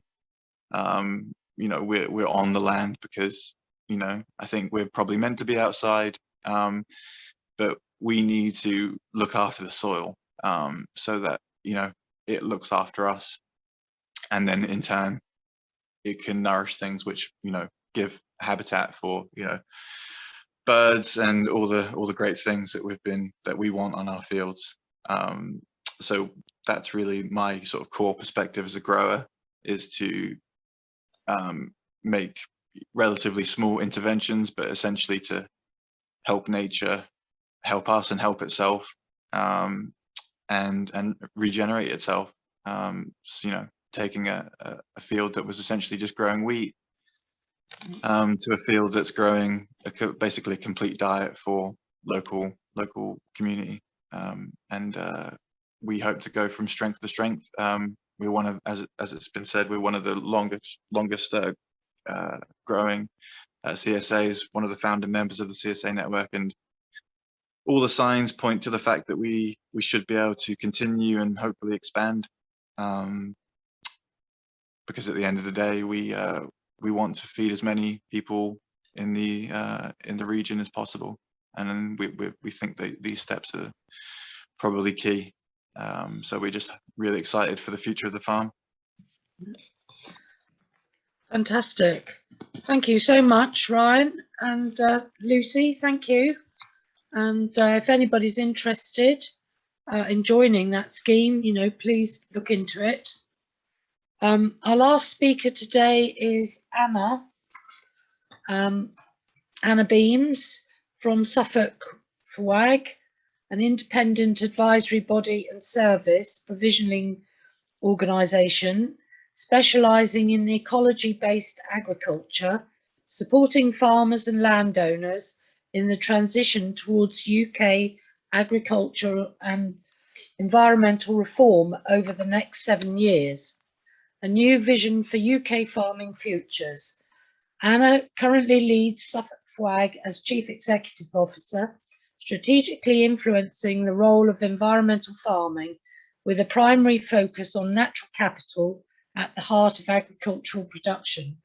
Her specialist areas include building resilience within natural and modified systems under rapid change, leveraging adaptation and transformation for more sustainable futures. Anna is passionate about the production of healthy, nutritional food, human well-being and national food security. So Anna, over to you.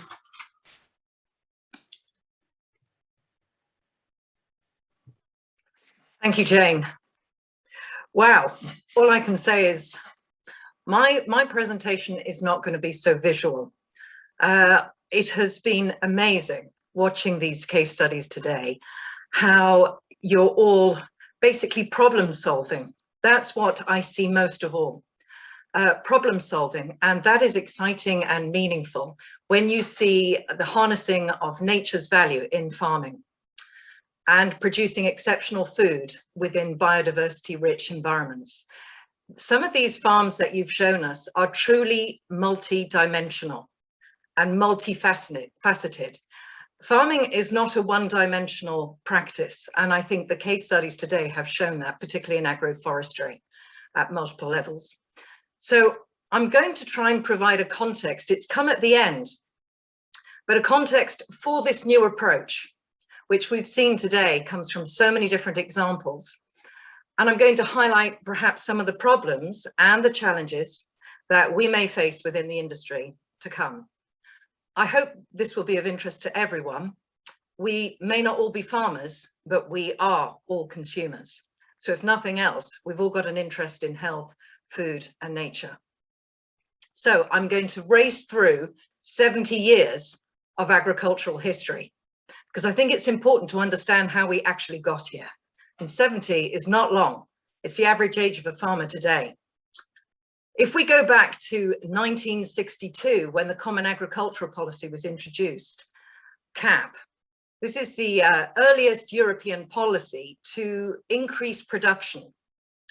And it was to improve the stability within farming and consumer markets.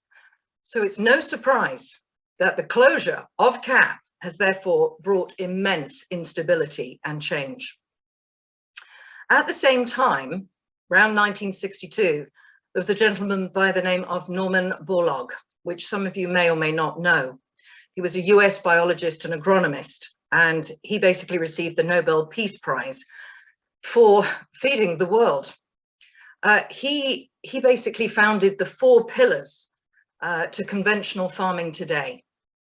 The first was yield, wheat, the actual variety. He concentrated the calorific value, not nutritional value, the calorific value at the top point of the wheat.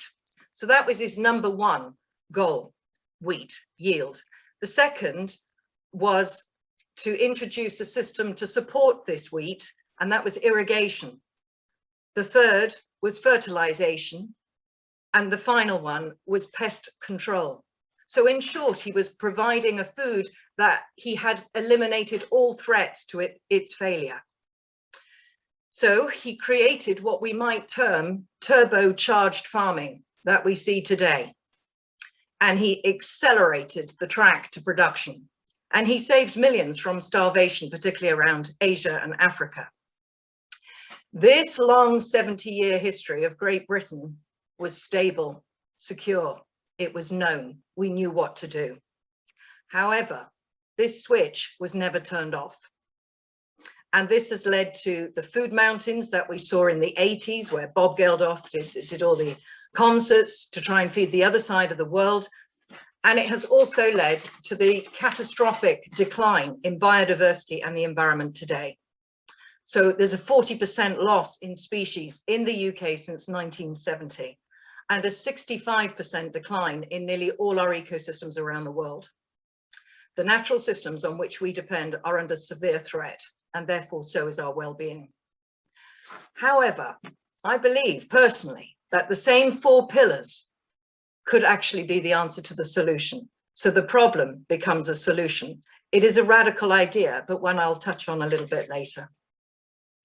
So if we take today, we take a snapshot of today, there is one word that probably defines this era, and that is change, radical change. This causes great instability and great uncertainty. And yes, it's the usual suspects. We all know them. There's three predominantly: Brexit, COVID, and climate change. Apart from hosting COP, the UK this year, COP26, which means basically they've had 26 meetings so far, we also saw the publishing of fairly new documents that will define our policy areas. The first was the 25-year Environment Plan, the Health and Harmony document, which basically introduced this phrase, public goods for public money. This has brought a new scheme, which they term ELMS, and this will be replacing BPS and CSS, countryside stewardships, over a 7-year transition. So in short, we also had an agricultural bill. And please note, these are two separate policy areas, not one integrated document. So again, we have still separated the environment and agriculture. These two bills have led to predominantly two major acts, one being the Climate Change Act, which gives us the net zero targets, and the other being the Environment Act, which gives us the biodiversity net gain. So these two bills that most of us know about have also been supported by two incredible reports this year. The first was the Disgupta report. The Disgupta report, Disgupta is an Indian scientist, economist, but he's a very unique economist. He is an environmental economist. I think there are only 3 in the world. And basically he wrote one of the largest reports that's ever been submitted to our government, and it is on the economics of biodiversity. It is an extraordinary document. However, if I'm to basically summarize this, rather than making a direct target for GDP, the gross measure of success today, he noticed something far more acute, that the UK's balance sheet, basically, we've been trading one particular asset with no price tag, and that was nature. So his was a very poignant piece of work, and I think James alluded to these things right at the beginning of this seminar, where he talked about, we seem to know the cost of everything, but the value of nothing. These kind of reports are going to be incredibly pertinent, shaping the change of the UK going forward, particularly in agriculture. Supporting that report was also Henry Dimbleby's food strategy. This was an equally interesting report. He called for a transformation, a revolution in our entire food system. To quote some words out of this document, we have a food system that is not only killing the planet, but also killing us. And when did we think it was a good idea to grow our food with poison? The words are interesting. When we had these agricultural bills in the Environment Plan, there were words such as an agricultural revolution and a complete transformation. I've noticed those words are long since gone, and they've been replaced by almost a small whisper of the word transition. So it's important that we see how these movements are being supported throughout the UK. It is a complete transformation of our entire food system and economics to support that, not a replacement of another subsidy system. These reports are powerful and real, and at local and county level, we can interpret them for our own sustainable sort of methodologies. So where are we today with some pretty unpleasant figures? A reality check.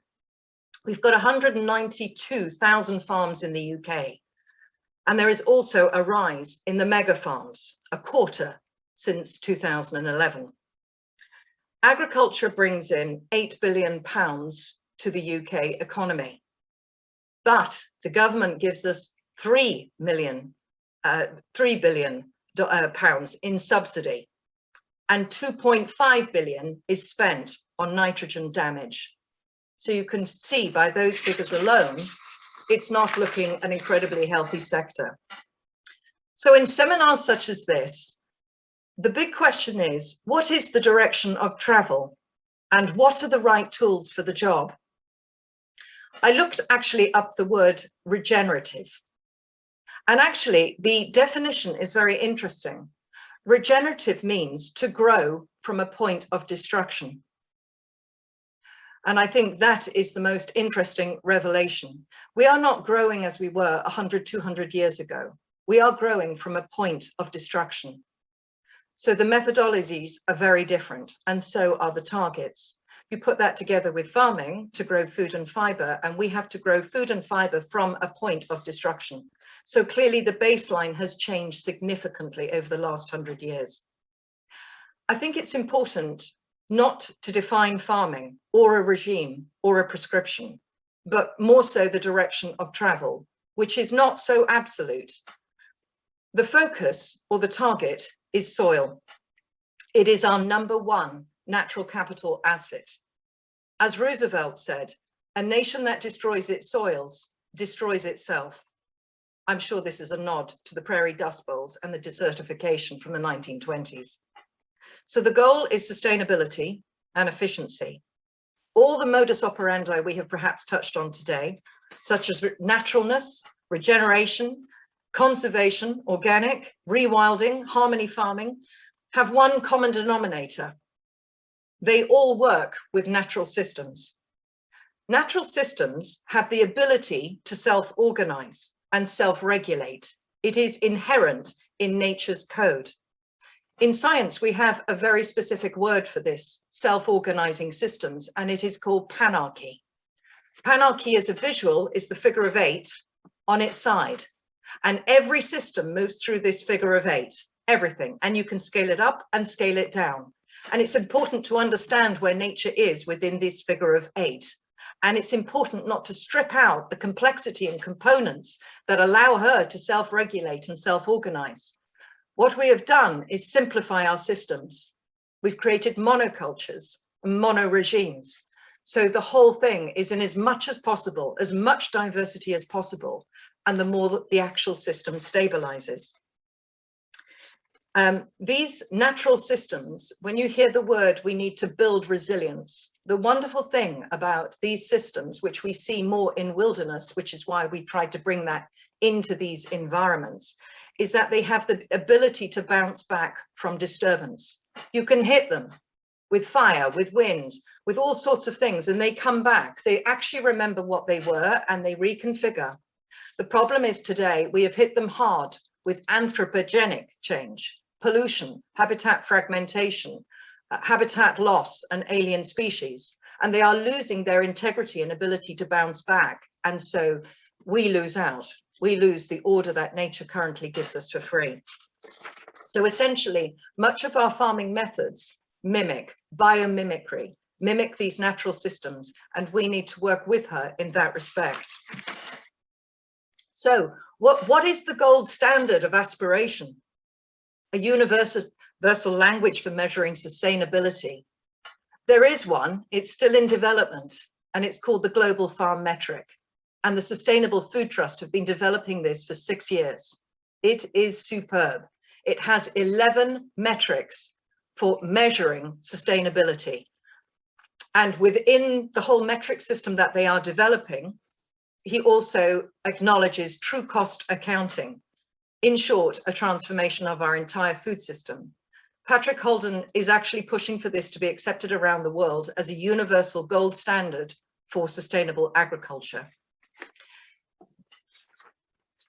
So, having gone through all that, what would I actually recommend from this point? I'd probably recommend a risk assessment. You need to evaluate your own dependencies. Where are you over-dependent on anything, over-reliant on anything? It may be one aspect, whether this be a chemical, a machine, a form of subsidy. These are your most vulnerable areas, because if that is removed or threatened in any way, the rest follows like a domino. These are your known vulnerable areas. Seek to break up all your significant areas of overdependence and reinvest those areas into increasing opportunities. That is building resilience. That is optimizing your farm system, not maximizing your farm system. And it will allow you to adapt and shape change. So fundamentally, what I've noticed out of all of you is that you had a vision, and this is absolutely imperative. A vision and then a plan. You need to identify your direction of travel and the tools for the job. And you need to identify why you want certain bits of money and what exactly they're going to be for. And then define your ways of measuring this success. And then you target the investment. So all that being said, what are the barriers to agricultural change? What is it we are all experiencing? Why is this not happening as a larger movement? Well, I've had a good think about it, and I think there are quite a few, but the major ones are, number one, there is a lack of consensus as to which type of farming system best builds soil carbon. Number two, farmers need a business case to change. Number three, we do lack the financial enablers needed to mobilize action. Number four, we have no harmonized way to measure sustainability. We need to see the instruments that support policy and market change, and we need a coalition to align for a common vision for a decade of action.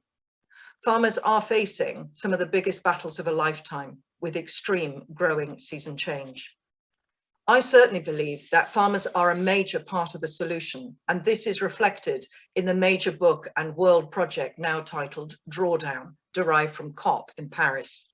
The top slots, by the way, are all occupied by agriculture. And the book itself are 100 of the top solutions to reverse, not halt, reverse climate change. So in short, this is a time to plan where you are and where you want to go, and note the gaps, which allows you to leverage the right tools for the job. Use it wisely, be proactive, not reactive, and work together to shape change and adapt.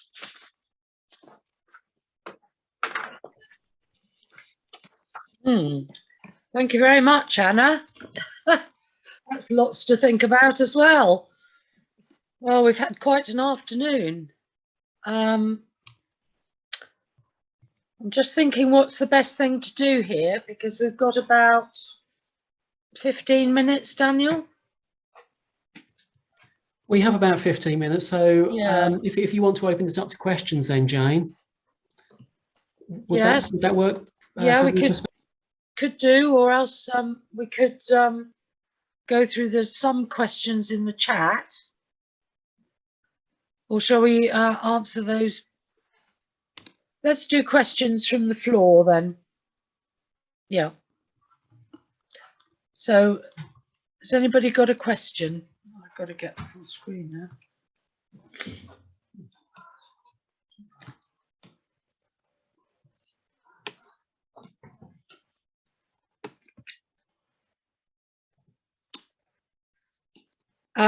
There's quite an important question, I think, from Jeannie in the chat. And she says, I'd like to ask the group how local food growing could come together to support each other. Perhaps I could ask Mike to start off on this, and then perhaps David and George. I think we're already starting to do that, coming together, because I mean, you know, both David, George and myself, we all know each other, and we both looked at each other's farms, and we're not copying each other, but we're taking ideas from each other, certainly already. We just need to get more other farms involved, especially with the agroforestry. It's why we do the open weekend. And we want to put the word out there to actually come and look at us and see what we're doing, and show that these ideas, they work and have the potential to be rolled out on a much larger scale. Yeah, lovely. David? Yeah, I mean, I agree with that. So Mike's talked about the farmers and producers collaborating. I mean, it's also operating now very much at the level of the sort of retail and so on. So we very much feel like, or Fen Farm Dairy doing other stuff, but also retailers. So a network of shops and markets and so on. That's all part of a kind of community of food and growing that I think is definitely getting stronger. So more contacts that are always helpful, and more people who join that kind of network, the better. Yeah. George? Yeah, so I've got a very a bit of a different tack on this, because I'm looking at somewhat more of a larger scale, because ultimately there are a lot of large farms, and farms are inevitably going to be getting larger over the next few years, because that's what's going to happen with the way the subsidies are going, or lack thereof. So I'm actually looking to start building up a cooperative in my area, in an attempt to get farmers who are very conventional in these areas to be able to start moving their farming system to a more regeneratively focused one with less chemicals. So fewer pesticides in their system, less fertilizer in their system, but not down to zero, because I'm trying to ensure that there's a market for those guys to start making their changes in their system. So I think that collaboration on a large scale is also really necessary, rather than just on the micro scale. I think there are two different things that both need to happen at the same time. Okay, thanks.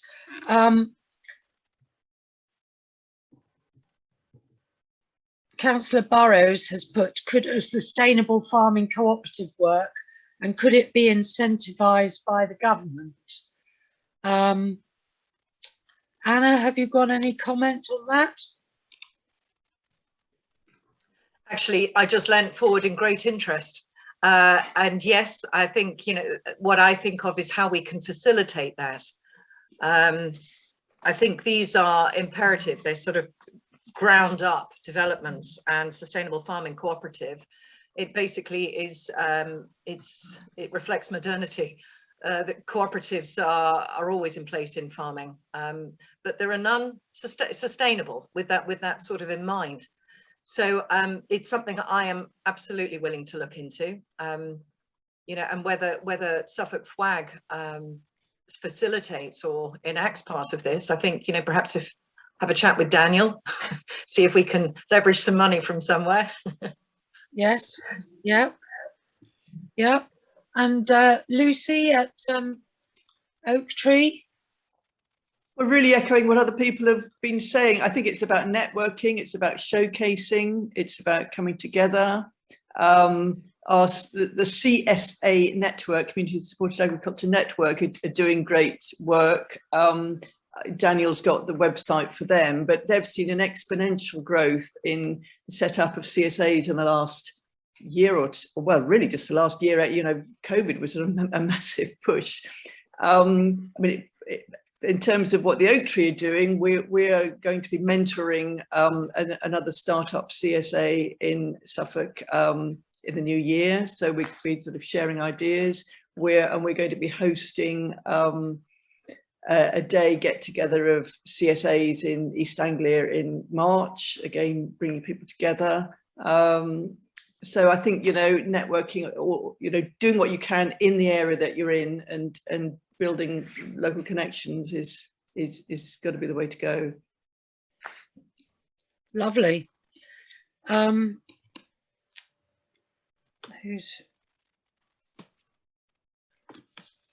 Lydia, you've got a question? I have. The prairie farming that we see surrounding Wakelands, I've got quite a lot of that around me in Framlingham, and I am asking the question, is there a carrot and a stick to encourage these farmers to do something different? David, have you got some thoughts on that? Well, I was going to just give you a very interesting bit of statistic which I came across recently, which is DEFRA have just published the data for 2019-2020. That's the most recent year they've got data for. About cereal farms for a moment. The average UK cereal farm, so that's what we've got most around here. The average UK cereal farm is 380 acres. Okay. The average UK cereal farm's income is £62,000 from those 380 acres. Of those £62,000, 34,000 is subsidy, 27,000 is from diversification. So that's like using your farm buildings for other things. The average UK cereal farm makes £780 in total from farming. So the carrots are all in the government financial levers. So basically the farming is not earning money for the farmers, it's the subsidy. So if you want to change the behavior of the prairie farmer, to use your expression, you change the financial structures around it. Now, obviously there are all sorts of other mechanisms like peer pressure and encouragement and the kind of thing that George is talking about. And they and Mike are much more experienced at this than I am, obviously, is that very often the farmers are responding to the financial incentives, and they might well do different things if the financial incentives were changed. And so that's a really important thing to be pushing for. I'm sure, you know, that's a very simplistic view of the world, but it's really struck me, those figures. Yeah, lovely. Thank you. Yes. George, do you have any thoughts on that? Yeah, I mean,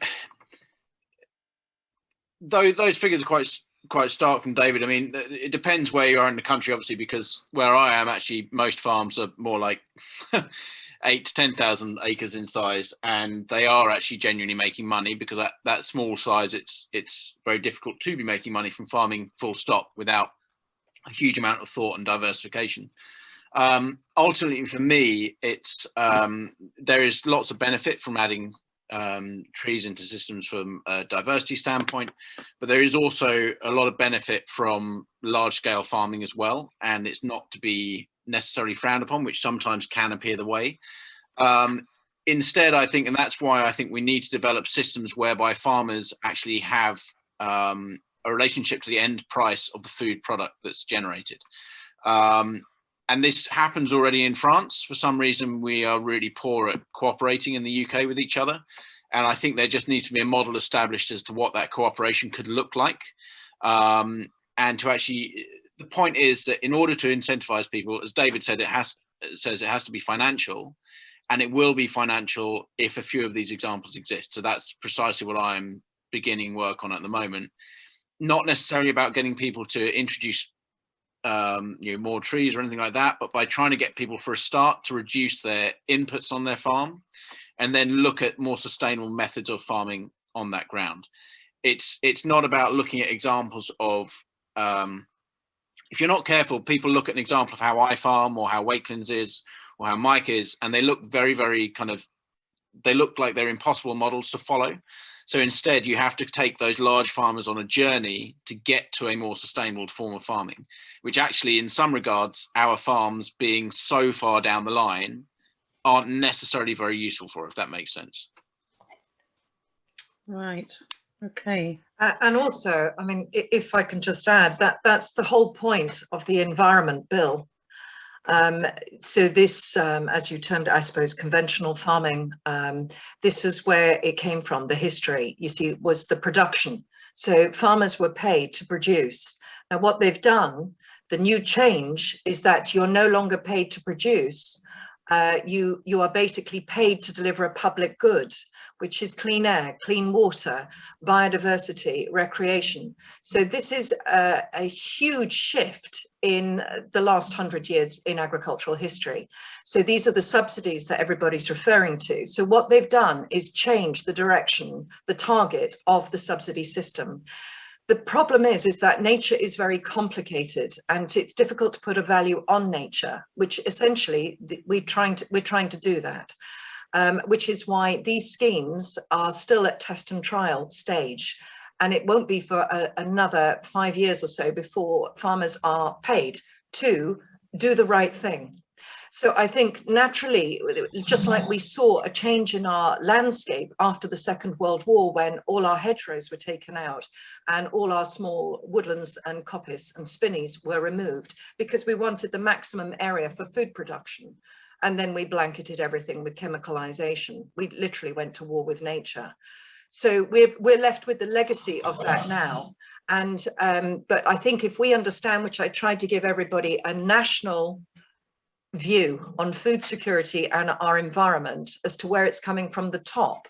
And it's supposed to be a big thing.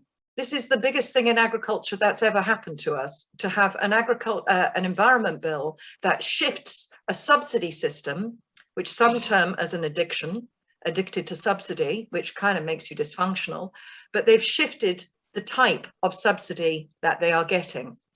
So this is why there's a lot of uncertainty in agriculture, because it's not designed at the moment to its entirety. So I would say watch this space. I mean, you guys are the pioneers, and what I have seen is that the greatest leaps that you are making is to problem solve. I saw it with Mike, George and David. Most of it were problems that you looked at quite rationally and thought, wow, how can I harness my own system? How can I optimize my own farm system, rather than maximizing everything all the time? Maximize yield, But like I said, I think the economics will fall short for conventional farming.